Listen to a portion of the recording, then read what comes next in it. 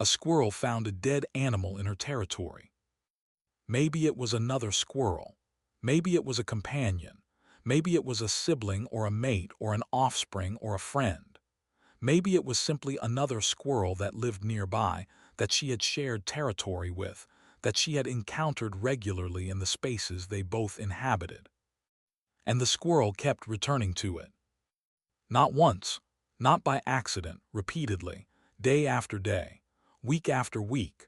The squirrel would approach the dead animal, would spend time near it, would investigate it, would seem to be doing something specific in relation to its presence. And if you did not know what you were looking at, you might assume the squirrel was scavenging. You might assume the squirrel was trying to eat the dead animal. You might assume it was simply using the corpse as a resource. But that is not what is happening. What is happening is something that most people have never considered the possibility of. A squirrel is mourning. A squirrel is experiencing something that resembles, in profound and measurable ways, the experience of grief. Tonight you are going to understand what a squirrel is actually doing when she returns, again and again, to the body of a dead animal. Welcome back to Hidden Backyard Wildlife, the channel where we sit with the small wild lives that share our yards and try to understand what they understand about the world. If you are new here, make sure you subscribe before this video is over, because what you are about to learn is going to permanently change the way you understand animal emotion. Because you will finally understand that grief is not exclusively human, that mourning is not exclusively human, that the capacity to be devastated by the loss of another being exists in creatures we have never thought of as capable of such feeling. Today we are walking through 8 things a squirrel is doing when she keeps returning to a dead animal. What each of those things reveals about the emotional and cognitive world of an animal that experiences loss. What researchers have discovered about squirrel behavior in the presence of death, and why the squirrel that keeps visiting the body of a dead companion is engaging in what can only be described as a mourning ritual. Stay with me from beginning to end because revelation number 6 is the one that explains the neurochemistry of grief in animals. And revelation number 8 is the one that will break your heart and then put it back together with the understanding that grief is not a human tragedy. Grief is a mammalian truth. The squirrel is not scavenging, the squirrel is grieving, and once you understand that, nothing will ever be quite the same. The first thing a squirrel does when she encounters a dead animal is an attempt to understand what has occurred. This is not scavenging behavior. This is investigative behavior. The squirrel is trying to comprehend the transformation from living being to corpse. She approaches the body carefully. She might touch it. She might sniff it. She might circle it. She is gathering information. She is trying to understand what this dead thing is, what has happened, why the being that was here is no longer here in the way it was before. This investigative response is not unique to squirrels. It has been observed across many mammalian species. When an animal encounters the body of a known individual, the animal's first response is investigative. The animal is trying to understand the situation. But the critical difference between simple investigative behavior and what follows is that the squirrel does not stop investigating. The squirrel returns. The investigation is not a single event. The investigation is ongoing. Researchers studying animal responses to death have found that many mammalian species, when encountering the remains of a known individual, demonstrate prolonged investigative behavior, returning to the location multiple times over days or weeks, suggesting that the investigation is not a simple sensory-seeking behavior, but rather an attempt to comprehend a significant change in the social environment. She is standing in front of a transformation that her mind is struggling to understand. A being that was animated is no longer animated. A presence that was familiar is no longer present in the way it was, and she is returning again and again in an effort to make sense of that transformation. She is not scavenging, she is trying to understand.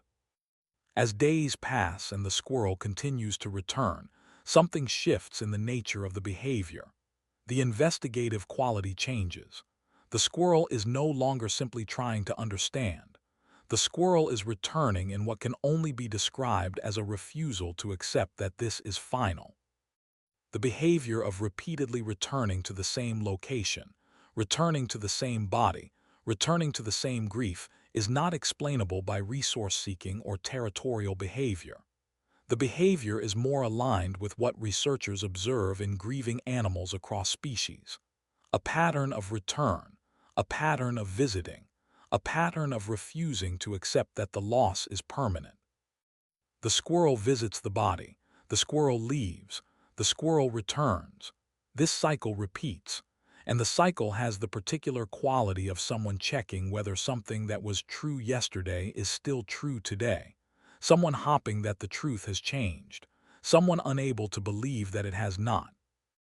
Researchers studying grief behavior in animals have found that bereaved individuals often display patterns of repeated return to locations associated with the deceased, suggesting that the repeated visits represent an attempt to maintain connection despite the reality of loss, a kind of behavioral denial that runs parallel to emotional denial.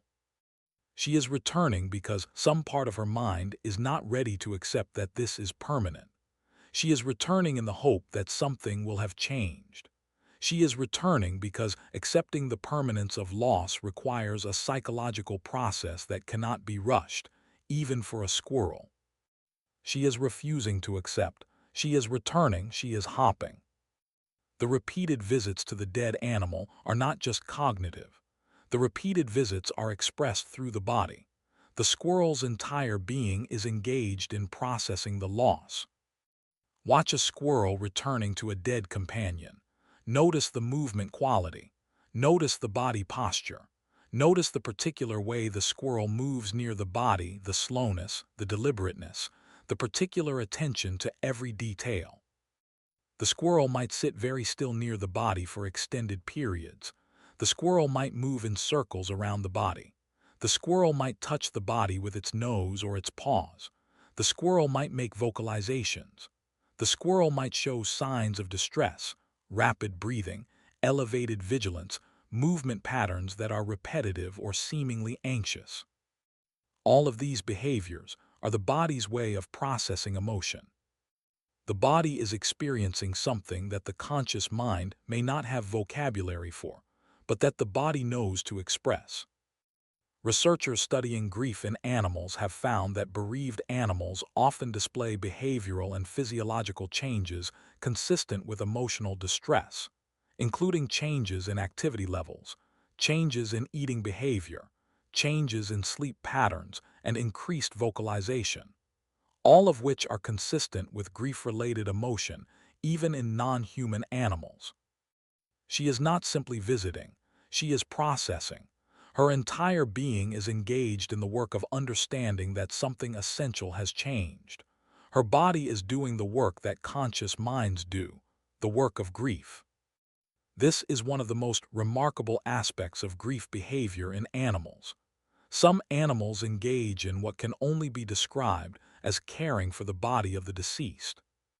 A squirrel might return to the body and groom it. The squirrel might use her body to cover the corpse or position it in some way. The squirrel might remain near the body, standing guard, protecting the remains from scavengers or other intrusions. This behavior is not explained by any survival-related function. The squirrel is not protecting a resource. The squirrel is not preparing food for storage. The squirrel is engaging in behavior that appears to be motivated by something that resembles care. Mothers of dead offspring often engage in this behavior. A mother might groom the body of a dead infant for an extended period. A mother might refuse to leave the body. The mother's behavior suggests something that goes beyond mere loss of resource. The behavior suggests attachment, suggests the recognition of a particular individual, suggests the desire to care for that individual even after death has made care impossible.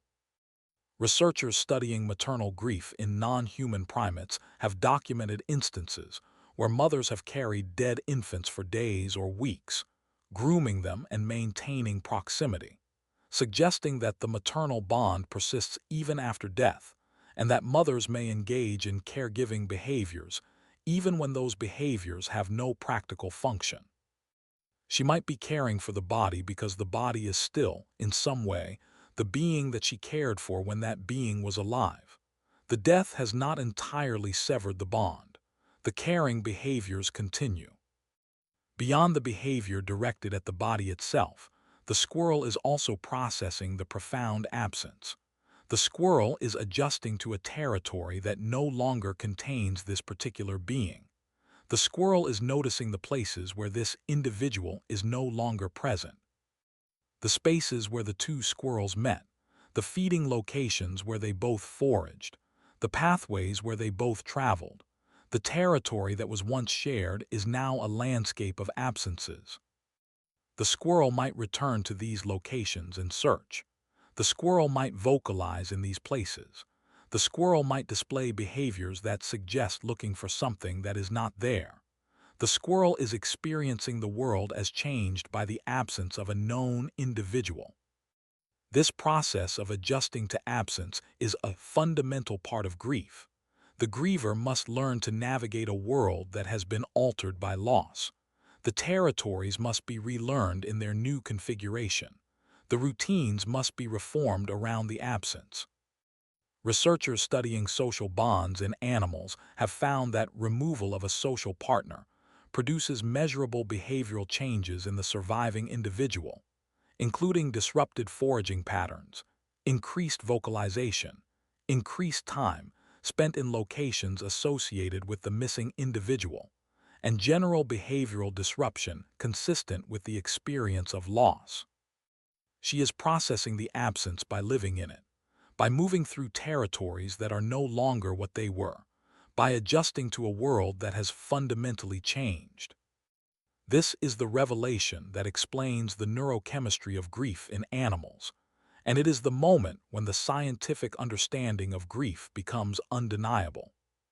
When a squirrel experiences the loss of a known individual, changes occur in her brain. The neurochemistry shifts. The brain systems that regulate social bonding undergo changes. The brain systems that regulate reward begin to respond differently to environments and stimuli that were previously associated with the lost individual. The loss is not just cognitive. The loss is not just emotional. The loss is neurochemical. The squirrel's brain is literally being altered by the experience of loss. The neural pathways that were reinforced by the presence of the lost individual are being unmade. New neural pathways are being created in the context of the absence. The squirrel's grief is not voluntary. It is not a choice. It is the consequence of a brain that has been changed by social connection and is now being changed again by the severing of that connection.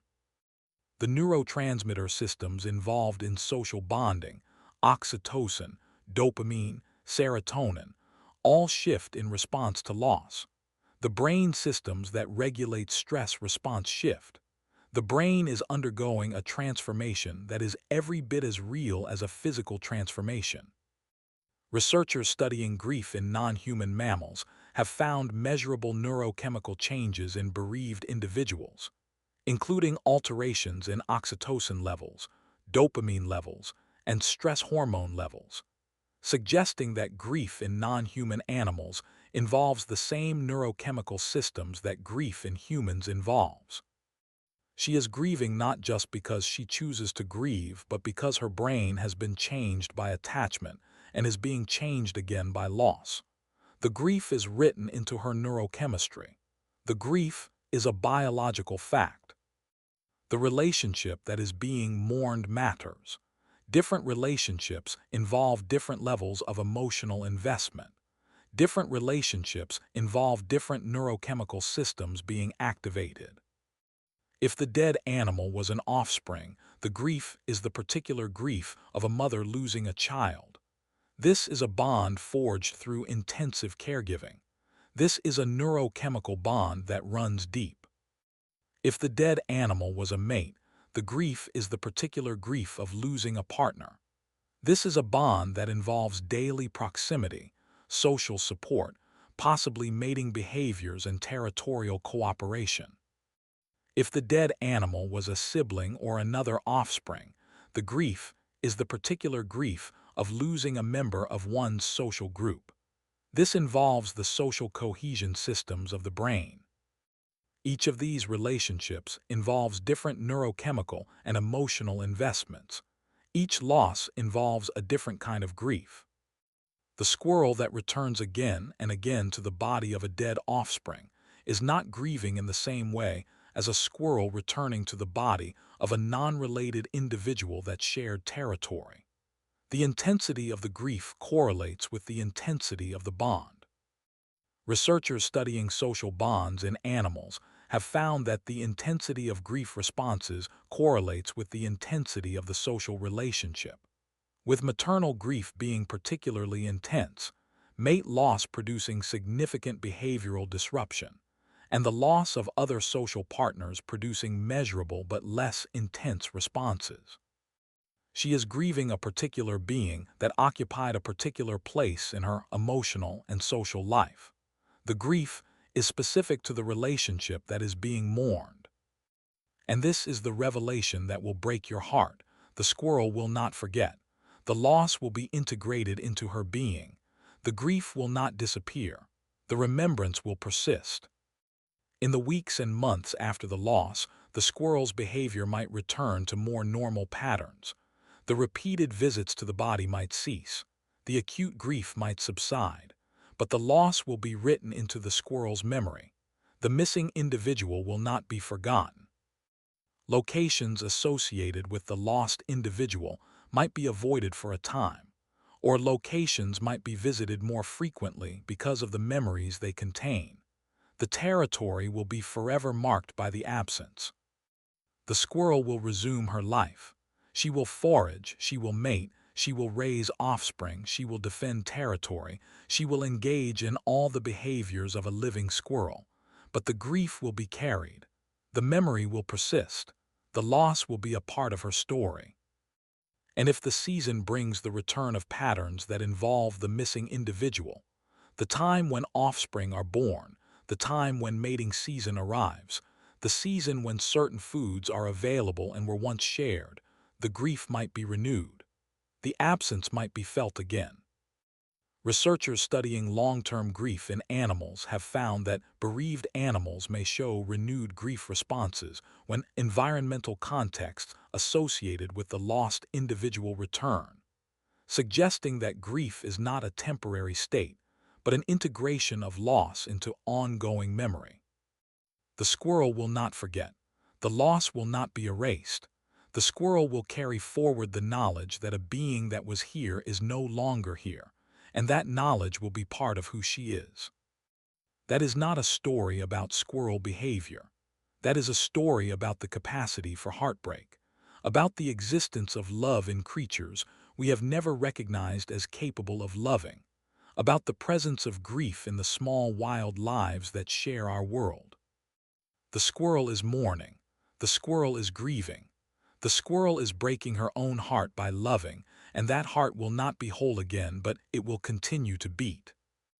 And when you understand that a small squirrel can be devastated by loss, can return again and again to the body of a dead companion, can be changed forever by the absence of a being it loved, when you understand that, something profound shifts in how you see the wild world.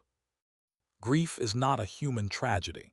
Grief is a mammalian truth, and the squirrel returning again and again to the body of her dead companion is not doing something alien or strange. She is doing something deeply familiar. She is doing what heartbroken beings do. She is mourning. Before I go, I want to ask you something, and I want you to answer in the comments below. Have you ever witnessed an animal returning to a dead animal? Have you ever seen grief expressed in an animal's behavior? Have you ever realized in that moment of observation that what you were witnessing was not scavenging or curiosity but genuine mourning? Tell me about it. What did you see? What animal was it? How did it make you feel to realize that this small creature was experiencing something that resembled human grief? What changed in you when you understood? The stories this hidden backyard wildlife community shares are some of the most extraordinary I read every week.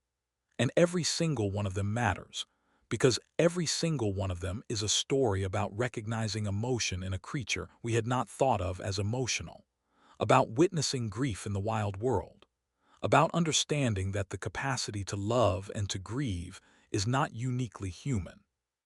If anything in this video changed the way you understand animal emotion, if it changed what you will see the next time you observe a wild animal, share it with someone who would understand. Sometimes the right perspective at the right moment changes not just what we notice but who we are. Thank you for being here at Hidden Backyard Wildlife. The next time you see an animal behaving strangely around a dead animal, pause. Do not assume you know what is happening. Consider the possibility that what you are witnessing is grief. Consider the possibility that this small wild creature is experiencing loss.